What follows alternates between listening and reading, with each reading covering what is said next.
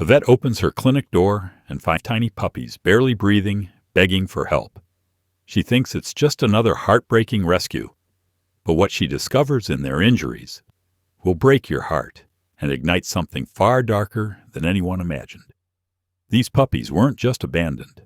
They were discarded, and someone powerful wants them silenced for good. As threats close in and the danger turns deadly, one woman must face her past and risk everything to protect the lives no one else will fight for. But behind those innocent eyes hides a truth too dangerous to ignore. Your presence here is powerful. In a world full of noise, it's the quiet gestures of compassion that truly stand out. If your heart still makes room for kindness, you're already one of us. The summer storm rattled the windows of Lorna Bryce's small veterinary clinic, lightning flashing across the Kansas prairie like nature's own warning signals. She sat at her cluttered desk, rubbing the burn scar on her left wrist, a nervous habit she'd developed since moving to this quiet town. The clock on the wall showed 11:30 at night, and the wind howled outside like a wounded animal. Thunder cracked, and beneath it, Lorna heard something else, a weak whimper. She froze, listening intently. There it was again, barely audible above the storm. "Jessie!" she called out to her teenage assistant, who was finishing up the evening cleaning. "Do you hear that?" Jesse Navarro appeared in the doorway, his dark hair falling into his eyes. "What's up, Doc?" he asked, pushing his worn hoodie sleeves up. Another whimper, clearer this time.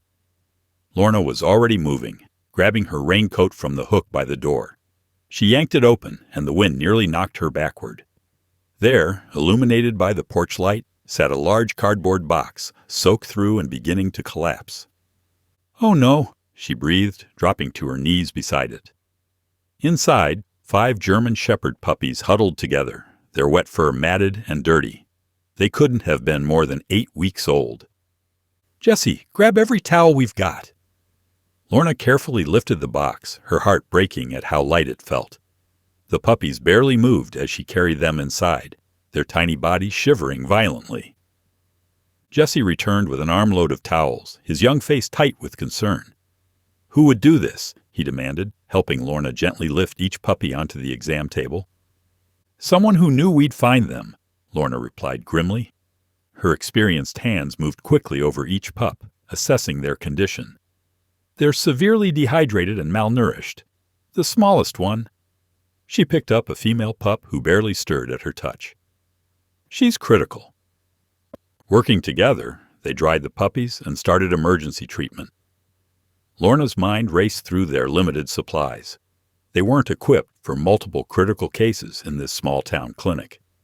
It was nothing like her state-of-the-art facility in the city before everything fell apart. "Start warming fluids," she instructed Jesse, who moved with the efficiency of someone who'd learned fast because he had to. "And check what antibiotics we have left." As Lorna examined each puppy more thoroughly, her professional concern deepened into something darker. The smallest female had circular scars on her belly, too uniform to be accidental. Another pup's leg showed signs of a previous break that had healed wrong. Their bone growth suggested long-term undernourishment. "Jessie," she said quietly, "these aren't just abandoned puppies. Look at these marks." She pointed out the scars to her assistant, whose face hardened as he understood. "Someone hurt them on purpose." His voice cracked with anger. "We have to call the police." Lorna's hands stilled on the examination table. The last time she'd reported suspected abuse, it had backfired spectacularly. The lawsuit that followed had destroyed her career and reputation. She still woke up some nights, haunted by her certainty that she'd been right, that she should have fought harder. But looking at these helpless puppies, she felt that old fire stirring in her chest. The smallest one nuzzled weakly against her hand, trusting her despite everything humans had done to her. "First we save them," she said firmly. "Then we figure out where they came from." They worked through the night, setting up makeshift warming stations and administering fluids. The storm raged on outside, but inside the clinic, a different kind of battle was being fought. Lorna moved between the puppies, monitoring their vital signs, while Jessie kept careful notes and helped maintain their temperatures. By dawn, 4 of the puppies were showing improvement, weakly wagging their tails and accepting small amounts of water. But the smallest one, whom Jessie had started calling Hope, remained critical. "Come on, little one," Lorna whispered, cradling the tiny pup against her chest. "You've made it this far."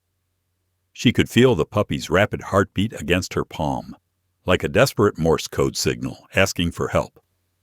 Jessie appeared at her side, his hoodie now spotted with water and medicine. "We're almost out of fluids," he reported, "and the antibiotics." He trailed off, knowing they both understood the situation. Lorna nodded, her mind already calculating what they'd need and how to get it. Their supplier wouldn't deliver until next week, and the closest veterinary hospital was 2 hours away. "These marks," she said, mostly to herself, "they tell a story. And I have a feeling it's not just about these 5 puppies." She traced the peculiar scarring pattern again, recognition tickling at the edges of her memory from her years of emergency veterinary work. Thunder rumbled one last time as the storm moved east, leaving behind a heavy silence filled with soft puppy whimpers and the quiet beeping of monitoring equipment. Lorna Bryce stood in her modest clinic, surrounded by the evidence of someone's cruelty, and felt the weight of a decision settling onto her shoulders. She'd come to this small town to hide, to let her mistakes fade into the past. But sometimes, she realized, the past finds you anyway, bringing with it a chance for redemption. The morning sun filtered through the clinic's dusty windows as Lorna studied the x-rays again. Dark circles under her eyes betrayed her sleepless night. The smallest puppy, Hope, had finally stabilized, but Lorna's concern had only grown deeper. "These injuries aren't random," she muttered, tracing the identical fracture patterns on 3 different x-rays. Jessie stood beside her, his normally cheerful face drawn with worry. "We have to report this," he insisted, pulling his worn hoodie tighter around himself. "Someone's hurting them on purpose."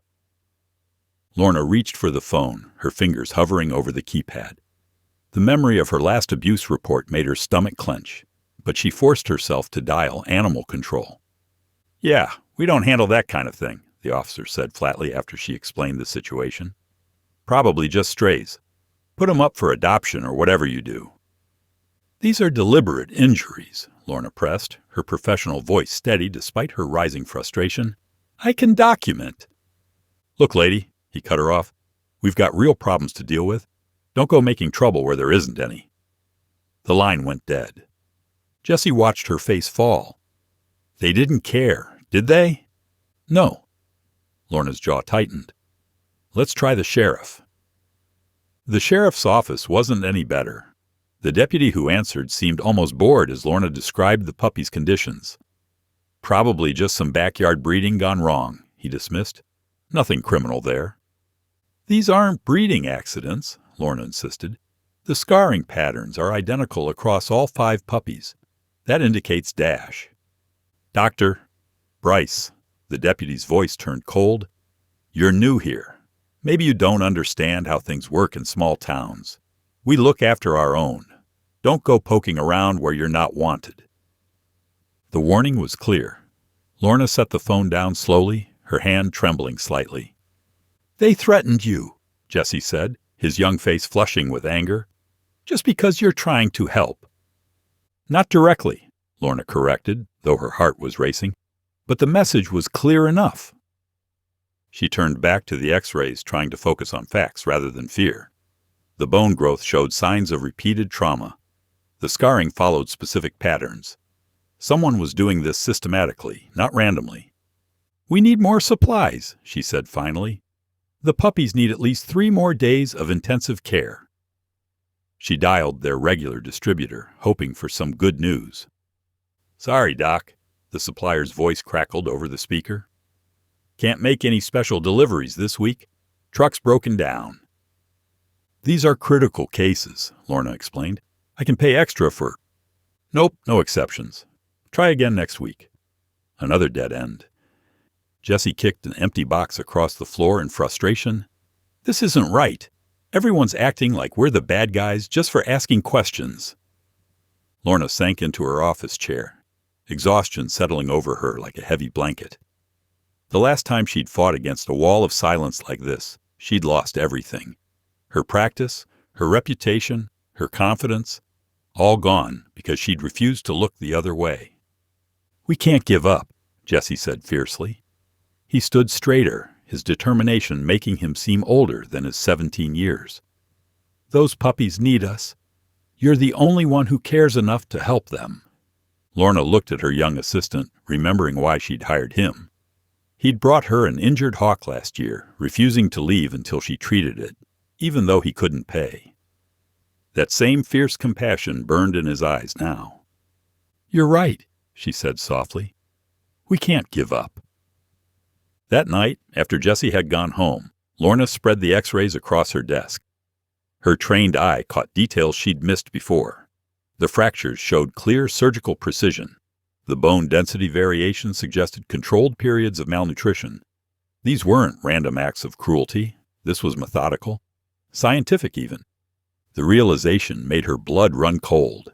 Someone was experimenting on these puppies, and the whole town seemed determined to keep it quiet.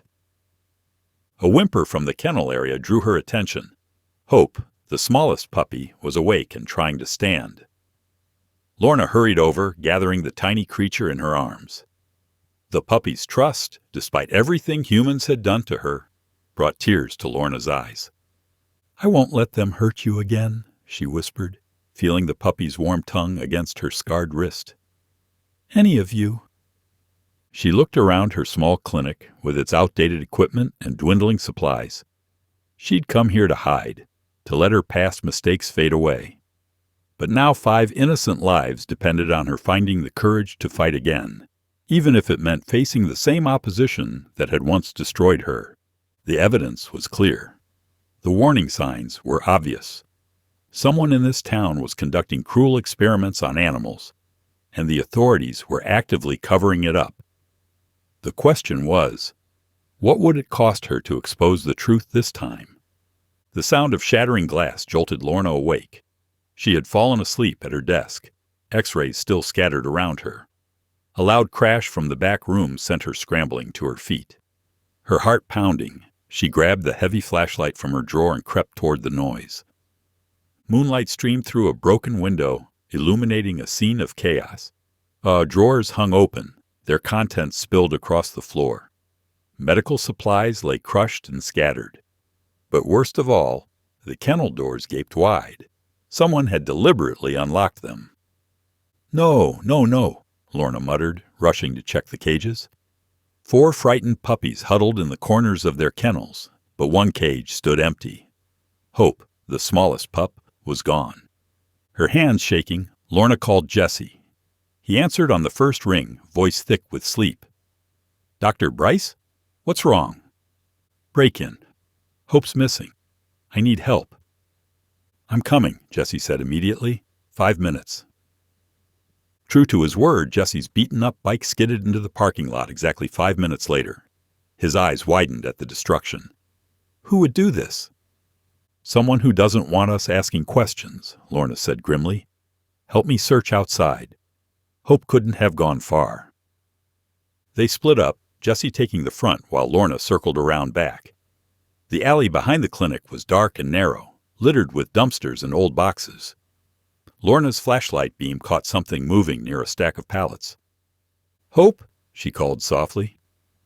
A weak whimper answered her. The puppy had wedged herself into a tight space between the wall and the pallets, trembling but unhurt. Lorna coaxed her out gently, cradling the small body against her chest. "It's okay, sweet girl. I've got you." Jesse's relieved smile when she carried Hope back inside made her heart ache. He was too young to be caught up in something this dangerous. But as he helped her clean up the mess and secure the remaining puppies, his determination never wavered. The police arrived an hour later, 2 deputies who seemed more annoyed than concerned. They took cursory notes, barely glancing at the destruction. "Probably just kids," one deputy suggested, not meeting Lorna's eyes. "Nothing worth stealing in a vet clinic anyway, right?" "Except evidence," Lorna said quietly. The deputies ignored her. After they left, Lorna was locking up when a car pulled into the lot. She tensed, but recognized Mrs. Henderson, an elderly client whose cat she'd treated last month. "Doctor," Mrs. Henderson whispered, glancing nervously around, "I heard what happened. There's something you should know." She pressed a folded paper into Lorna's hand. "There's a place, out past Miller's Creek, an old barn where they do things to dogs. Been going on for years. Nobody talks about it, but—" She hurried back to her car without finishing. Lorna unfolded the paper. Crude directions were scrawled across it, leading to a location several miles outside town. Jessie studied the map over her shoulder. "I know that area. My friend Tommy lives nearby." His eyes lit up. "I could borrow his dirt bike. Check it out." "Absolutely not," Lorna said firmly. "It's too dangerous. We need to handle this properly, through official channels." "The same officials who just brushed off a break-in?" Jessie challenged. "Who've been warning you to back off? I can be careful. No one will even know I'm there." Lorna wanted to argue, but she knew that look in his eyes, the same stubborn determination that had made him refuse to leave until she helped that injured hawk a year ago. "Just reconnaissance," she said finally. "You don't go near any buildings. First sign of trouble, you leave immediately. Promise me." "Promise," Jessie agreed quickly. Too quickly, but Lorna knew it was the best she'd get. The next morning, Jessie borrowed Tommy's dirt bike, claiming he wanted to practice riding. He followed Mrs. Henderson's directions, taking back roads until he spotted the barn, a massive, weather-beaten structure set back from the road. He killed the engine and crept closer through the trees. The smell hit him first, the unmistakable odor of too many dogs in too small a space. Then came the sounds, whimpers, yelps, and barking echoing from inside. Jessie's hands shook as he pulled out his phone and started recording. Through gaps in the wooden walls, he could see rows of metal cages stacked 3 high. Dogs of various breeds crowded inside, many looking sick or injured. In one corner, surgical equipment gleamed under harsh fluorescent lights. His stomach churned as he remembered the puppies' x-rays, the precise patterns of their injuries. This wasn't just a puppy mill. It was something much worse. A door slammed somewhere inside the barn. Jessie ducked behind a tree as voices approached. He'd seen enough, more than enough. He retreated carefully to where he'd hidden the bike, his mind racing with what he'd discovered. The evidence was undeniable now. But as he kicked the bike to life and sped away, Jessie couldn't shake the feeling that they'd just stumbled into something far bigger and far more dangerous than either of them had imagined. "We need photographic evidence," Lorna whispered as they crouched behind a thick grove of trees near the barn. The morning fog provided extra cover, but her heart still raced. Jessie clutched his phone, ready to record. "Stay close to me," she instructed. "If anything feels wrong, we run." They crept forward, keeping low. The barn loomed ahead, its weathered walls concealing horrors they'd only glimpsed before. As they neared a side window, voices drifted out. Lorna froze, pulling Jessie behind a stack of empty feed bags. "Mr. Hobbick wants the new batch ready by Thursday," a gruff voice said. Jessie's eyes widened. "Charles Hobbick?" he mouthed silently. Lorna's stomach dropped. Charles Hobbick was practically town royalty. His cattle empire stretched across 3 counties. His name adorned half the buildings downtown, and his annual charity barbecue was the social event of the year. They peered through a gap in the boards. Inside, cages lined the walls just as Jessie had described. But now they could see more. Surgical tables, testing equipment, and dozens of dogs bred for aggressive traits. In the center of it all stood Charles Hobbick himself, his silver beard and cowboy hat unmistakable as he inspected a trembling German shepherd. "This one's too weak," he declared coldly. "Put it down. We can't risk compromising the bloodline." Lorna's hands shook as she took photos with her phone. The evidence was overwhelming. Documents scattered on desks, medical equipment, breeding records. This wasn't just a puppy mill. It was a sophisticated operation breeding attack dogs for what looked like military contracts. A shadow fell across them. "Hey!" a voice shouted. They spun to find one of Hobbick's ranch hands advancing, hand reaching for something at his belt. Oh. Lorna grabbed Jesse's arm and ran. They crashed through undergrowth, branches whipping their faces. An engine roared behind them, someone on an ATV. "Split up," Lorna gasped. "Meet at the clinic?" Jessie darted left while she went right. The ATV couldn't follow them both. She heard it pursuing Jesse and silently prayed he'd make it to his borrowed dirt bike. Lorna ran until her lungs burned, finally reaching her truck parked a mile down the road. She waited at the clinic in agony until Jesse burst through the door 20 minutes later, breathless but unharmed. "I lost him in the woods," he panted. "Got some good video, though." They reviewed the evidence together, dozens of photos and video showing the full scope of Hobbick's operation. But as Lorna's adrenaline faded, cold reality set in. "We need to be smart about this," she said, pacing. "Hobbick practically owns this town. The sheriff, the mayor, they're all in his pocket." "Then we go higher," Jesse insisted. "State authorities, the media." Lorna nodded slowly. She spent that afternoon carefully composing emails to state animal welfare agencies and agricultural investigators, attaching their evidence. But by evening, every email had bounced back as undeliverable. Her phone calls went straight to voicemail. "They're blocking us somehow," she realized. "He's got influence even at the state level." The next morning, a sleek black SUV pulled up to the clinic. A man in an expensive suit stepped out carrying a leather briefcase. "Dr. Bryce?" "A gift from Mr. Hobbick." He placed an envelope on her desk. "He's always supported local businesses, especially those that understand their place in our community." Inside was a check for $10,000 marked charitable donation, along with a handwritten note. "For the care of our town's beloved animals. I trust you'll use it wisely." The message was clear. Take the money and stay quiet, or face the consequences. Lorna stared at the check long after the man left, her mind racing. Everything she'd rebuilt here, her practice, her reputation, the trust of her patients, it could all vanish again with one word from Hobbick.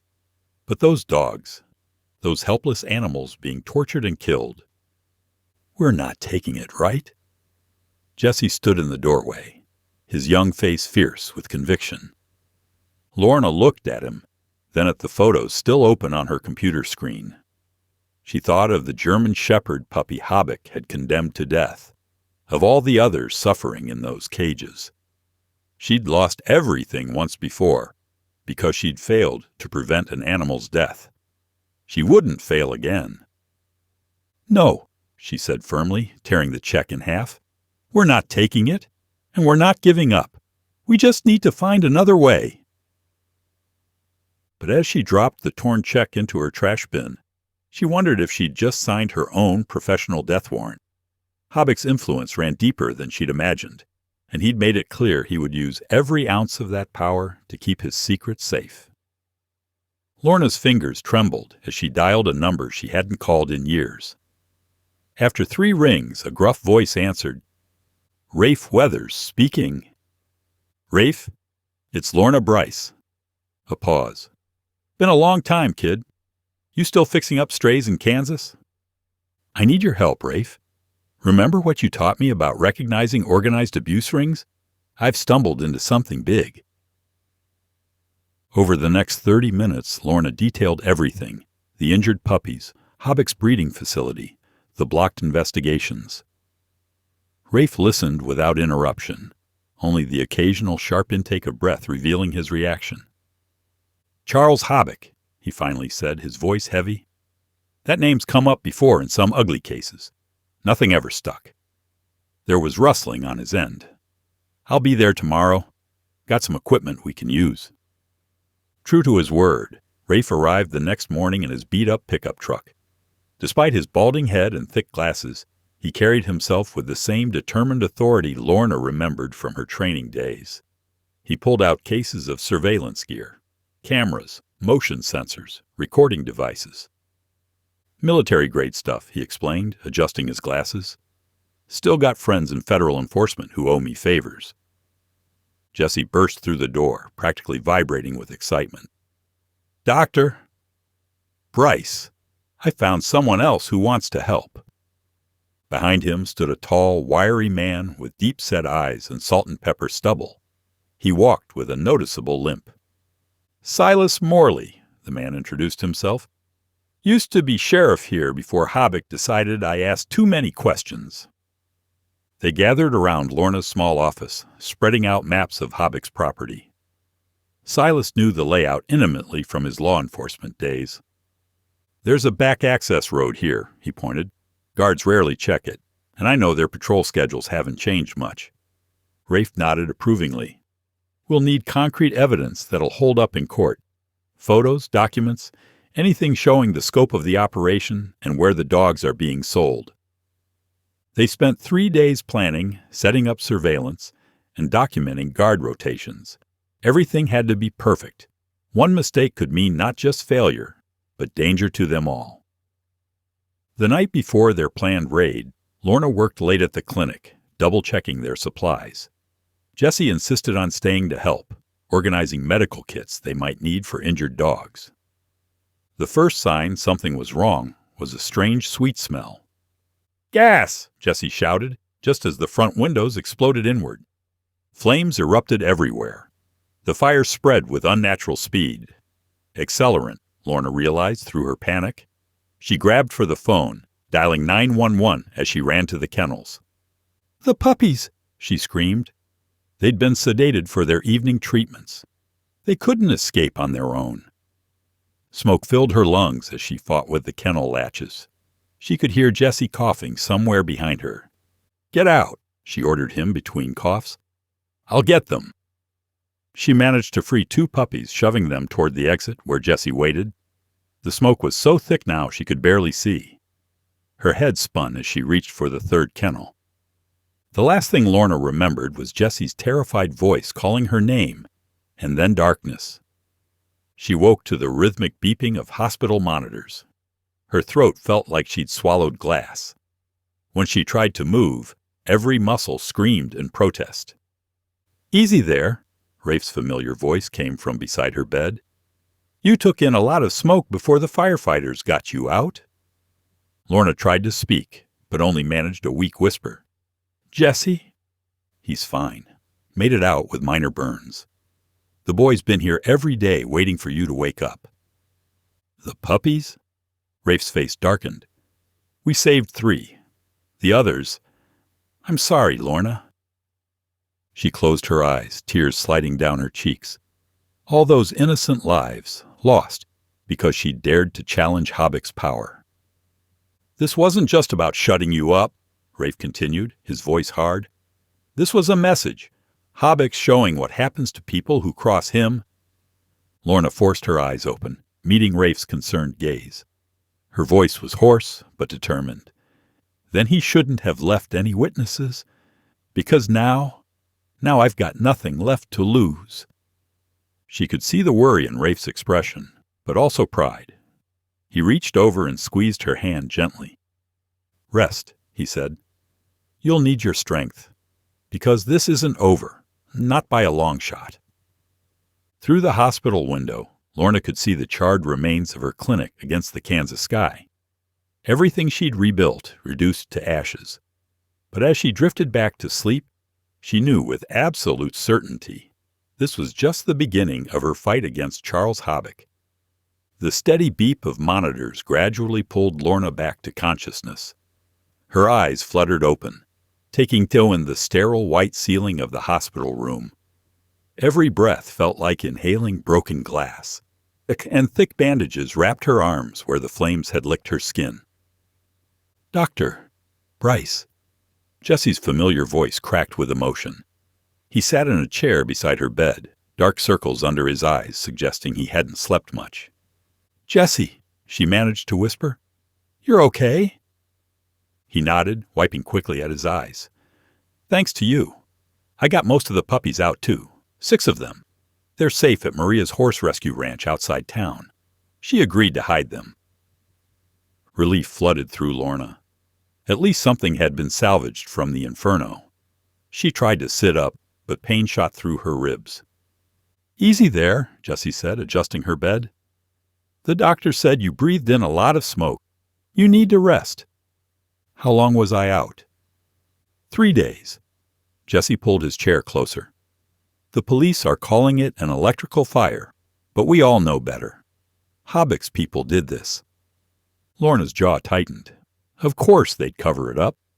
But something else nagged at her mind, a detail she'd discovered just before the fire. "Jessie, in my office desk, there was a small evidence bag with microchips we found in the puppies during their exams. Did any survive?" He grinned and pulled a tiny plastic bag from his pocket. "Grabbed them right before the fire spread. I remembered you saying they might be important." Lorna's hand shook slightly as she took the bag. Inside were 3 rice-sized microchips extracted from beneath the puppy's skin. Standard practice was to microchip pets for identification, but these were different. Military-grade tracking devices she'd recognized from her work with service dogs. "Get me my phone," she said. When Jessie hesitated, she added, "Please. This is important." He handed over her slightly scorched phone. Lorna pulled up a specialized database she still had access to from her previous practice. With trembling fingers, she entered the first chip's serial number. Her breath caught. The screen showed a military procurement code linked to a classified supplier, Black Ridge Defense Solutions. "This doesn't make sense," she muttered, entering the second chip. Same result.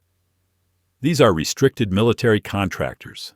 They only supply specially bred dogs for combat operations and security forces."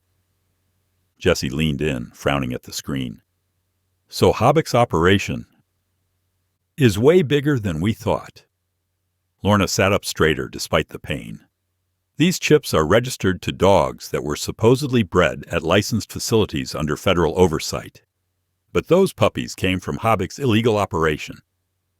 She quickly forwarded the information to her email, then opened a new search. Within minutes, she'd found Black Ridge Defense Solutions listed in federal procurement records, with contracts worth millions for providing trained military dogs. "He's running a black market breeding operation," Lorna said, her voice hoarse with anger and realization. "Selling dogs through legitimate channels but breeding them in horrible conditions to maximize profit. The military thinks they're getting properly bred and trained animals, but instead, they're getting puppies raised in that hellhole of his," Jessie finished, looking sick. Lorna's hands clenched around her phone. "This is federal-level fraud. Military contracts, false documentation, animal abuse. Hobbick's not just some local criminal. He's defrauding the government and endangering military operations with improperly bred dogs." The magnitude of what they'd stumbled upon settled over them both. This wasn't just about saving abused animals anymore. This was evidence of corruption that could bring down Hobbick's entire empire and possibly expose collaborators throughout the military procurement system. "No wonder he tried to burn down the clinic," Jessie said quietly. "If this gets out—" "It will," Lorna promised, her voice steel despite her injuries. "But we have to be smart about it. Hobbick's already shown he's willing to kill to keep this quiet." She carefully tucked the microchips back into their evidence bag, mind-racing with possibilities. They had proof now, concrete, undeniable proof that connected Hobbick to federal crimes. The challenge would be staying alive long enough to use it. Jessie seemed to read her thoughts. "I'll call Rafe," he said. "He'll know how to handle evidence this big. And I'll check on the puppies at Maria's, make sure they're still safe." Lorna nodded, fighting against exhaustion that threatened to pull her back under. "Be careful," she managed. "Hobbick might be watching you now, too." "I will." Jessie squeezed her hand gently. "You just focus on getting better. We're going to need you at full strength for what comes next." As Jessie left, Lorna stared at the evidence bag containing those 3 tiny chips. Such small things, yet they held the power to expose corruption at the highest levels. She tucked them securely under her pillow, then let her heavy eyelids close. She needed rest, because the real fight was just beginning. Lorna sat in her hospital bed staring at her laptop screen as the story broke across national news networks. Breaking: military dog breeding scandal exposed, blazed across headlines. Her contact at the Washington Post had moved faster than expected with the microchip evidence. Federal investigators raid Kansas breeding facility linked to fraudulent military contracts, she read aloud, her throat tight. The journalist, Marina Chen, had done exactly what they'd hoped, connecting all the dots between Habek's operation and the corrupt procurement system. Her phone buzzed. It was Rafe. "You seeing this?" he asked without preamble. "FBI's already mobilizing. They're taking it seriously." "Good," Lorna said, watching another news alert pop up. "Any sign of Habek?" "Gone to ground, but his people are scrambling. My contacts say he's pulling money out of accounts, making calls. He's running scared." A nurse entered with discharge papers, and Lorna signed them quickly. Her burns still hurt, but she couldn't stay here any longer. Not with everything moving so fast. Back at Maria's horse ranch, she found controlled chaos. The rescue volunteers were moving the rescued puppies into transport crates, preparing to relocate them to a secure facility recommended by Rafe. "Just in time," Maria said, helping Lorna down from Jesse's borrowed truck. "We've had suspicious vehicles driving past all morning. Habek's people, I'd bet my life on it." They worked through the afternoon, carefully loading the precious cargo. These weren't just evidence anymore. They were living proof of Habek's crimes. Each puppy's microchip told a story of fraud and abuse that could bring down his entire operation. The last transport van had barely cleared the property when 3 black SUVs roared up the driveway. Men poured out, carrying weapons. "Search everything," a voice bellowed. "Find those dogs." Lorna, Maria, and the volunteers watched from inside as Habek's men tore through the barn and outbuildings. Their frustration grew with each empty stall and storage room.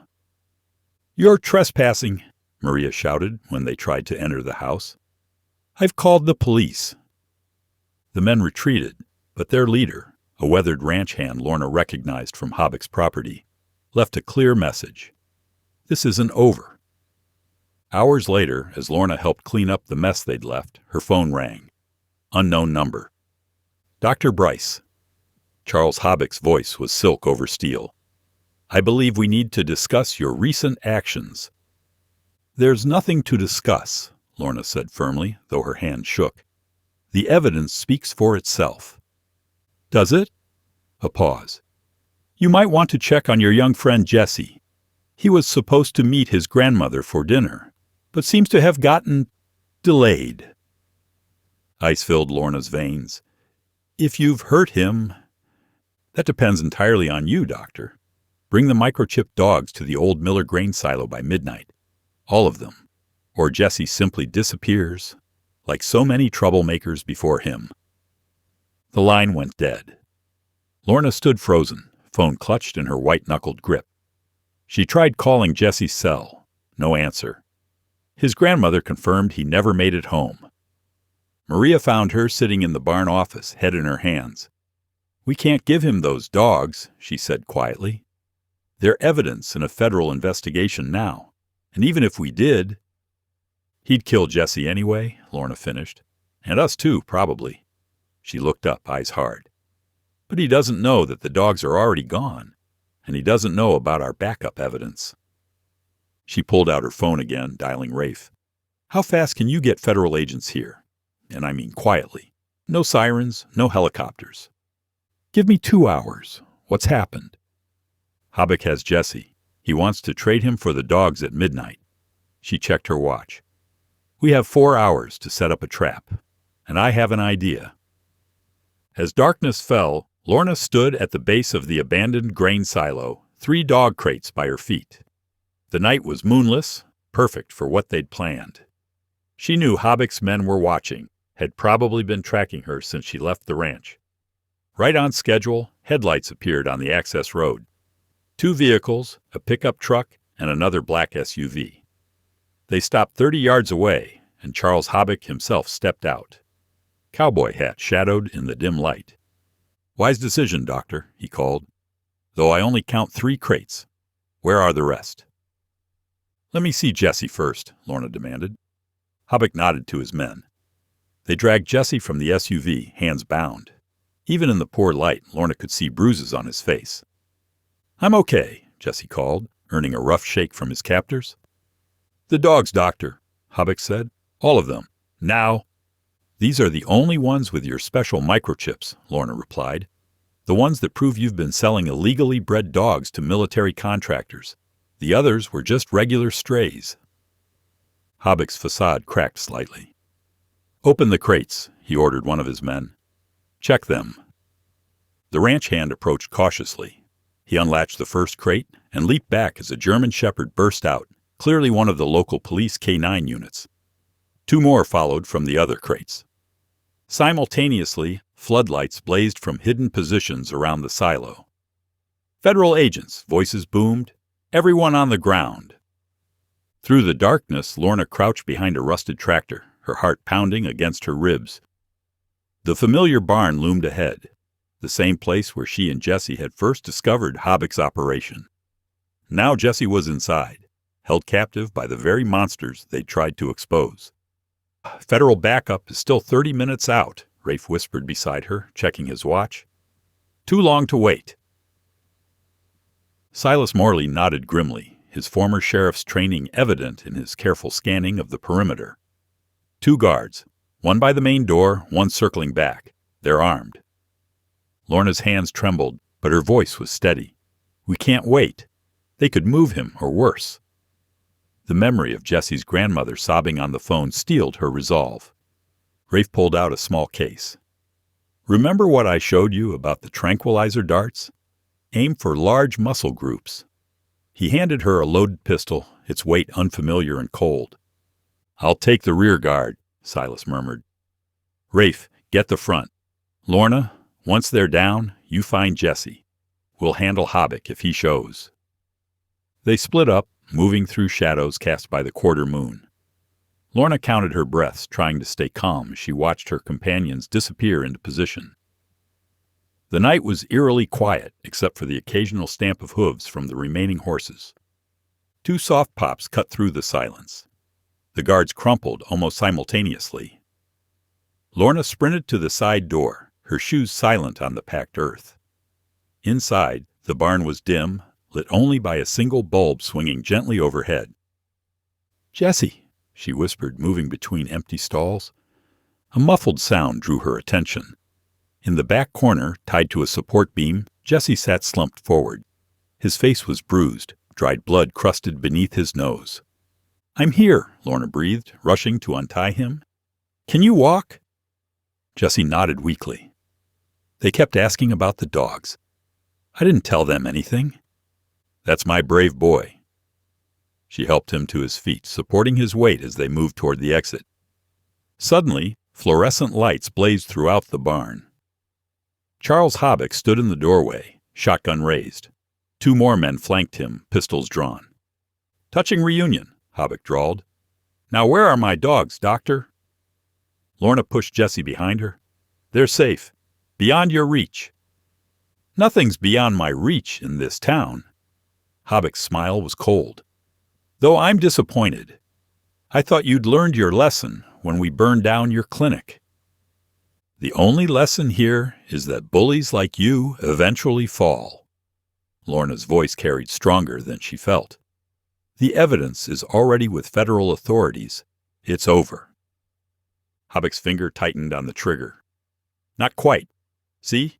Dead witnesses can't testify, and accidents happen all the time in old barns." A shadow moved behind him.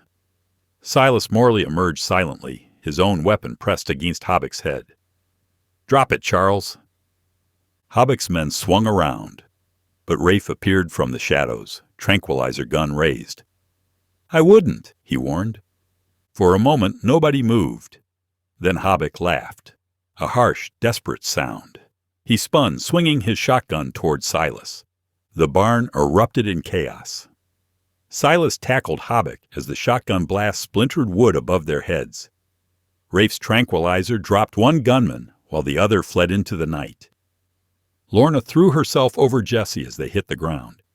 When the dust settled, Silas had Hobbick pinned, the rancher's face pressed into the dirty floor. "You're under arrest," Silas said, his voice thick with satisfaction. "And this time, you won't buy your way out." Sirens wailed in the distance, growing closer. Red and blue lights began to flash through the barn windows as local police and federal agents finally arrived. Lorna held Jessie close, feeling him shake with relief and exhaustion. "It's really over?" Jessie asked quietly. Lorna watched as agents swarmed the barn, securing Hobbick in handcuffs. "Yes," she said, squeezing his shoulder. "It's over. Let's get you to a hospital." As they emerged into the cool night air, an agent approached with news that made Lorna's heart soar. They'd found Hobbick's files, records of every illegal sale, every abused animal, every corrupt deal. The evidence they'd fought so hard to expose was finally in the right hands. Medical teams arrived, loading Jessie into an ambulance while his grandmother fussed over him. Lorna watched Hobbick being led to a police car, his carefully maintained image of respectability shattered at last. Rafe appeared at her side. "You did good, kid. Those dogs are safe because of you." "Because of all of us," Lorna corrected, including Silas in her grateful look. "Thank you both. I couldn't have saved Jessie without you." The autumn wind rustled through the remaining leaves as Lorna stood before the charred skeleton of her clinic. 3 weeks had passed since Hobbick's arrest, but the smell of smoke still clung to the ruins. Yellow police tape fluttered from stakes driven into the ground, marking off the crime scene that was no longer active. Special Agent Marcus Chen approached, his boots crunching on the gravel. "Dr. Bryce, I thought I'd find you here. We've just finished the last round of indictments." Lorna turned, wrapping her jacket tighter against the chill. "How many?" 17 total. The mayor, 4 council members, half the sheriff's department. He shook his head in disgust. Hobbick's operation went deeper than anyone imagined. The military contract angle alone implicated 3 Pentagon officials. And Hobbick himself?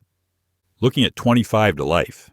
His lawyers are scrambling, but between the animal abuse, attempted murder, racketeering, and federal conspiracy charges, he's done. Agent Chen pulled out an envelope. "Which brings me to this. The State Veterinary Board reviewed your case. They're offering full reinstatement of your license, no restrictions." Lorna took the envelope but didn't open it. The paper felt heavy in her hands, weighted with possibility. "I heard about the offer from the Animal Rights Coalition in Chicago, too. 6 figures, department head position, full benefits." Chen smiled. "You deserve it. What you and Jessie uncovered here, the lives you saved, both human and animal, it's remarkable." "Jessie's the real hero," Lorna said softly. "He never gave up, even when they hurt him. How's he doing?" "Much better. Physical therapy's going well. He asked about you." Lorna nodded, her throat tight.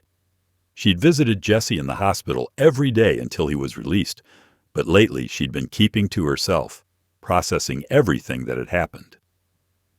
"Want to see something?" Chen asked, gesturing to his car. They drove to the outskirts of town, where rolling pastures stretched toward the horizon.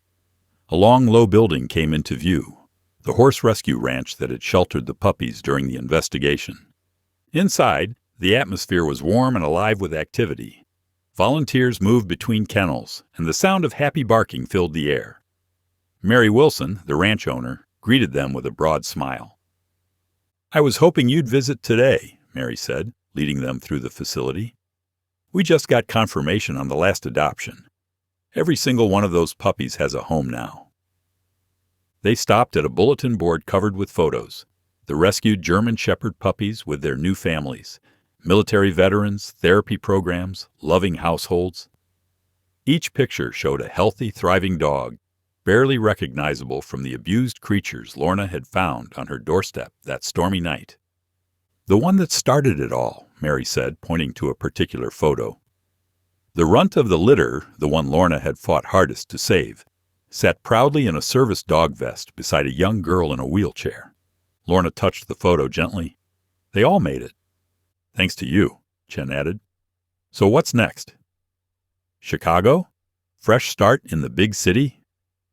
Lorna looked around the rescue facility, at the dedicated volunteers, the recovering animals, the wall of success stories.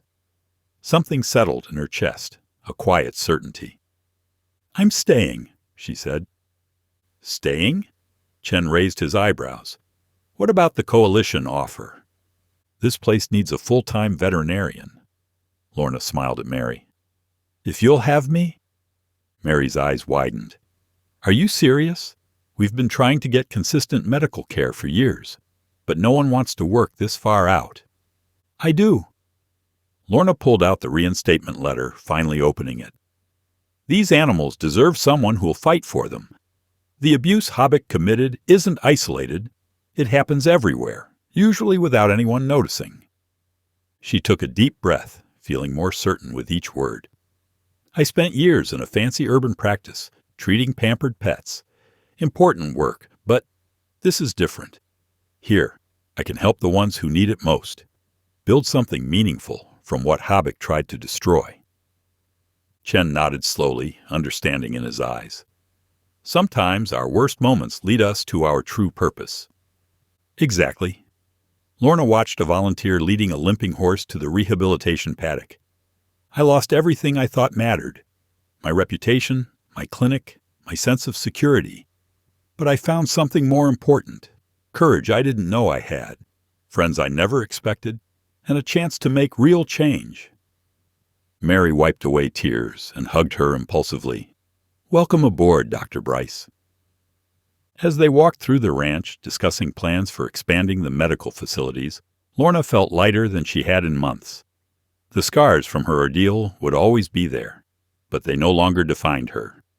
Instead, they marked the beginning of a new chapter, one written not in tragedy, but in hope, healing, and the quiet strength of starting over. The auction sign creaked in the autumn wind as Lorna stood before the sprawling Habik ranch. What was once a place of darkness would soon become a beacon of hope. She'd used every penny of her savings and a small business loan to buy the foreclosed property at auction. The irony wasn't lost on her. Charles Habik's downfall had created the perfect opportunity for redemption. "Ready to start the transformation?" Jesse asked, pulling up in his battered pickup truck. His arm was still in a light brace, but his eyes sparkled with excitement.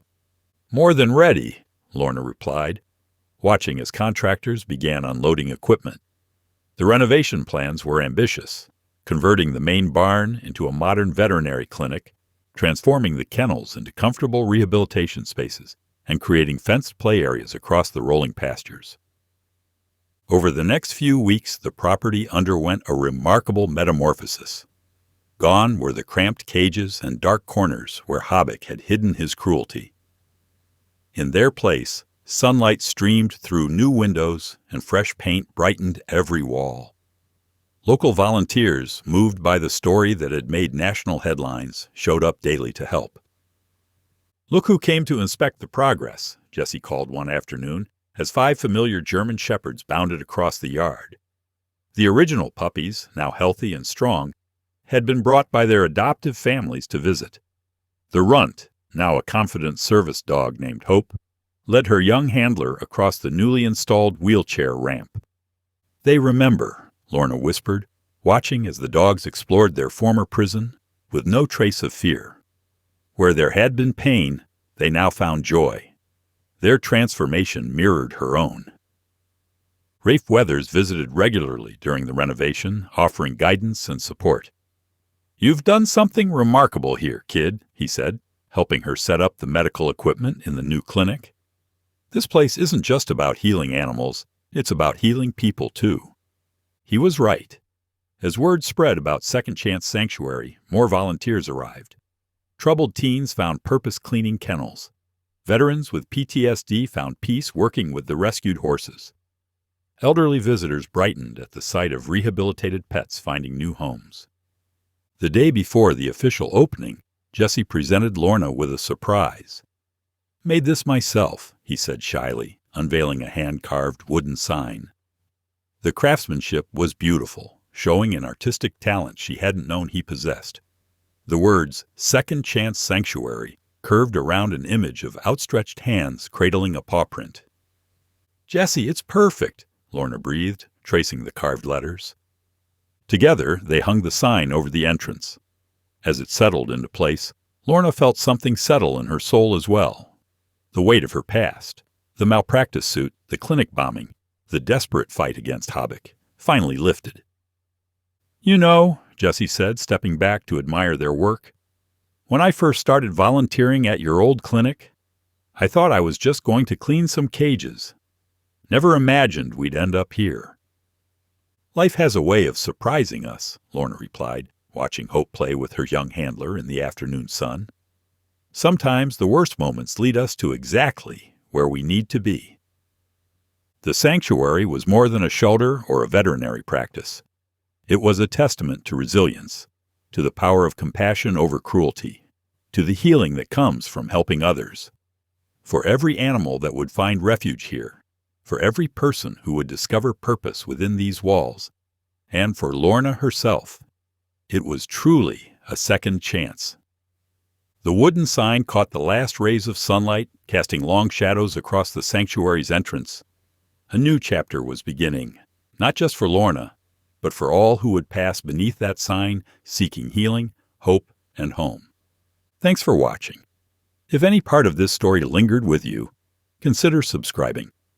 I'll be here again tomorrow, sharing another tale that speaks to the soul.